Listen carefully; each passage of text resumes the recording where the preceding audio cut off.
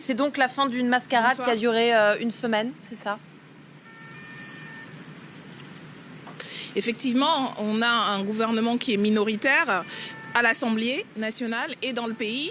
2 Français sur 3 sont contre l'usage du 49.3, sont favorables à la hausse des salaires et à la taxation des super profits. Et on voit à quel point il y a de la fébrilité par rapport à la minorité présidentielle plutôt, et qui fait usage de l'arme du 49.3 de manière brutale, en s'assurant sur la représentation nationale et donc le vote du peuple, le vote de la souveraineté populaire.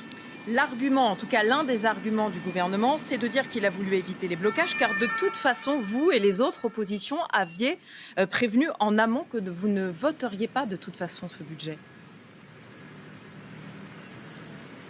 Mais il montre surtout qu'il n'est pas acceptable pour la Macronie d'être mis en minorité, puisqu'ils ont perdu des votes qui signifiaient du plus pour les Français et les Françaises. Et donc, on voit effectivement une mascarade. Ils prétendaient être dans la co-construction. Nous avons proposé des amendements qui ont été majoritaires dans un certain nombre de cas. Et en fait, c'est un désaveu de leur propre politique. C'est un désaveu de leur propre fébrilité, puisqu'ils étaient eux-mêmes divisés sur un certain nombre de questions. Et plus largement, on voit leur irresponsabilité, parce qu'il y a aujourd'hui des urgences sociales, des urgences économiques, des urgences climatiques. Rien dans ce projet de budget ne répondait à cette situation, et c'est pour ça qu'ils sont obligés de passer en force, et ce qui justifie notre motion de censure, parce que ce gouvernement et cette minorité présidentielle sont discrédités. Pour nous, c'est à l'Assemblée que ça se joue, mais c'est aussi dans la rue et dans la mobilisation sociale. On l'a vu ces dernières semaines, il y a des grèves qui ont lieu dans le pays, que ce soit les raffineurs, mais dans les transports, dans l'éducation. Il y a une colère sociale et c'est l'articulation, nous le pensons, de la bataille parlementaire. Nous avons été élus pour ça, pour défendre des propositions au service du peuple, plutôt qu'au service des puissants, comme le fait la minorité présidentielle. Et c'est avec la mobilisation sociale qui va continuer, et on espère qu'il va s'amplifier, que nous arriverons à les faire reculer, 49.3 ou pas. C'est la volonté populaire qui doit s'exprimer aujourd'hui dans ce pays pour répondre aux urgences. Mais Daniel Obono, le gouvernement annonce reprendre une centaine d'amendements, dont certains issus de l'opposition. Est-ce que ça n'était pas la preuve d'une volonté tout de même de compromis ?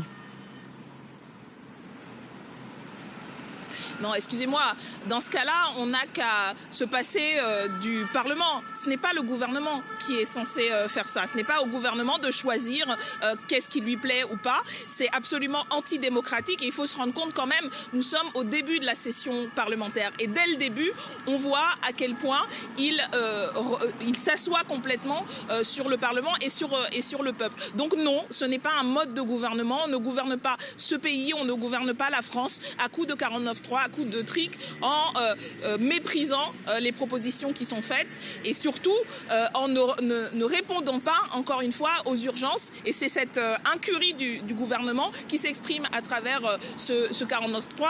Mais vous pouvez être sûr que la NUPES, la France Insoumise, ne se laisseront pas faire et continueront à défendre pied à pied l'ensemble des propositions qui sont à la hauteur aujourd'hui de la situation. C'est ce que nous proposons: la hausse des salaires, la taxation des super profits, le partage des richesses, et Daniel faire Obono. face à l'urgence climatique. C'est de ça dont on a besoin, et pas d'autoritarisme. Daniel Obono, vous avez déposé une motion de censure. La NUP va déposer une motion de censure. A priori, elle ne passera pas, parce que le Rassemblement national va sans doute aussi vouloir faire voter la sienne. Pourquoi est-ce que vous la déposez? C'est pour le symbole? Mais parce que c'est le seul outil dont nous disposons une fois que le gouvernement s'est emparé du 49.3 et donc aujourd'hui, vous estimez être donc vous êtes impuissant à l'Assemblée. C'est un outil constitutionnel. Vous êtes impuissant à l'Assemblée? Non, nous utilisons les outils qui sont à notre disposition, et nous allons continuer, puisque malgré tout, ils ne peuvent pas empêcher que le Parlement se réunisse. Il y a d'autres discussions. On va arriver sur la discussion sur le projet de loi de financement de la sécurité sociale. La question de la protection sociale est fondamentale, et nous continuerons à nous battre. Nous savons qu'ils ont encore à l'esprit de vouloir réutiliser le 49.3 pour imposer, par exemple, la réforme des retraites, qui est une régression sociale. Vous craignez que le 49.3 soit utilisé plusieurs fois? Je ne crois pas que vous craignez que le 49.3 soit utilisé à plusieurs reprises? Oui, c'est ce qui semble. Comment vous envisagez dans ces cas-là la suite des travaux parlementaires? Mais encore une fois, c'est Mais la question, c'est au gouvernement qu'il faudra la poser. Comment est-ce qu'on peut envisager dans un pays démocratique de gouverner de manière aussi autoritaire et brutale, de décider comme ça que les votes majoritaires à l'Assemblée ne doivent pas s'imposer? Je crois que cette situation est intenable. Et encore une fois, ce n'est pas juste à l'Assemblée nationale que c'est intenable, c'est dans tout le pays. Nous allons rentrer là dans un hiver où on sait que la crise énergétique va prendre à la gorge les Français et les Françaises. L'inflation fait des ravages sur les salaires et ce gouvernement est incapable d'apporter des réponses. Et donc, c'est un avertissement aussi, cette motion de censure, parce que ce n'est pas tenable. On ne gouverne pas ce pays de manière autoritaire. Et s'il continue dans ce sens-là, tant que vous ne votez pas ensemble avec les autres oppositions, tant que vous ne votez pas ensemble avec les autres oppositions une motion de censure, c'est un avertissement pour rien. Ça ne sert à rien. C'est aussi une manière de s'adresser à l'ensemble.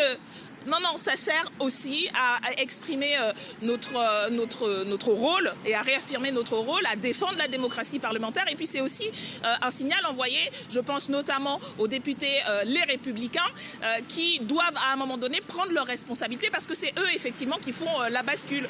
Le gouvernement et la minorité présidentielle sont minoritaires. Si toutes les oppositions se décident à voter les motions de censure, et c'est donc aux Républicains. Vous voteriez la motion du Rassemblement national. Pardon, mais Danièle Obono, vous voteriez la motion du Rassemblement national.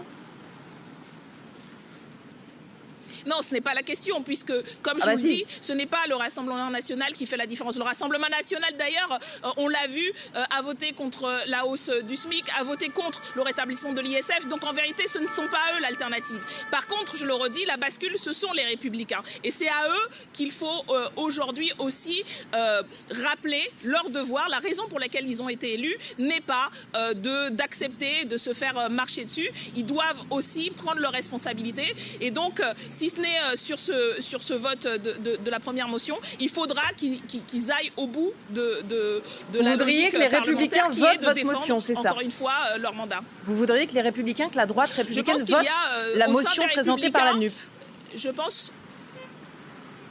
Je pense qu'il y a au sein des Républicains des députés qui ont le respect des institutions, qui ont le respect de leur mandat, qui ont le respect du peuple. Et c'est à eux, effectivement, que cette motion s'adresse aussi, parce qu'on ne peut pas prétendre être un républicain et accepter ainsi d'être piétiné, de voir la souveraineté populaire piétinée. Et donc, oui, cette motion de censure a un sens. Ce sera la première, ce sera la plus largement signée, puisque nous sommes, avec la NUPES, la principale opposition. Et donc, c'est désormais aux Républicains de réfléchir très sérieusement à ceux qui veulent, pas simplement pour aujourd'hui, mais pour la suite de leur mandat. Est-ce qu'ils veulent que le pays se retrouve bloqué?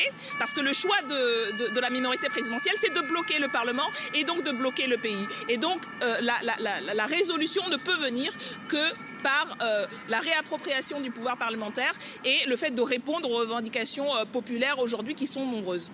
Merci.